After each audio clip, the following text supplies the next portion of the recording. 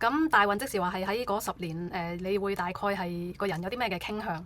咁辛酉金咧對我嚟講就係正印，咁但係咧佢係一個最純粹嘅金氣嚟嘅。咁睇翻我嘅原局啦，咁對我有以下4點嘅作用嘅。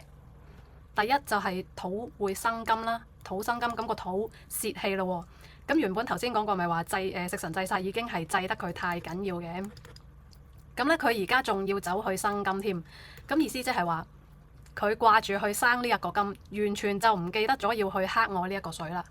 咁加上咧地支亦都係會神酉合噶嘛，咁但係咧神酉合而不化，就反而動搖咗我嘅根基，將我嘅自律能力咧係再進一步去削弱嘅喎。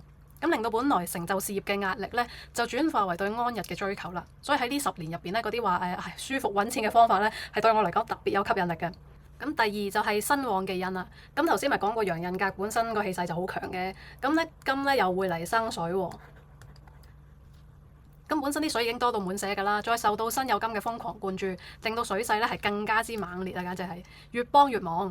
咁現實嘅反應咧就係我個頭腦俾大量嘅雜亂資訊塞爆咗個腦啊，多到我根本都消化唔到。咁你消化唔到，好似即係填鴨式係咁擠佢，咁我腦咪會渾渾噩噩，思考凌亂咯。咁呢個時候最容易就係轉牛角尖㗎啦。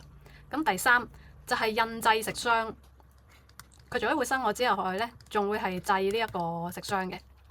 咁本來我係靠直覺好敏鋭㗎嘛，咁一開始其實我都覺得係騙局嚟嘅。咁但係大運呢一個印星咧，佢用啲合約啊、證書啊、專業文件呢啲虛假嘅權威咧，就綁架咗我呢一個食神啦。咁令我盲目咁樣信任一啲權威啦。咁我當時真係咁樣諗嘅喎。既然人哋即係都做咗咁耐啦，有規模，又有晒文件啊，好多人參與，咁好似真係好穩陣咁喎。加上咧呢個水勢係咁旺嘅時候咧，咁我嘅食神咧就會變咗浮木啦。我嘅思想咧唔再係深思熟慮嘅產品，而係一啲隨住情緒去周圍飄嘅浮木碎片咁樣樣啦。咁第四亦都加劇咗呢一個水冷金寒嘅問題啦。咁辛酉咧係寒金嚟嘅，咁本來令到本身寒冷嘅命局再雪上加霜添啦。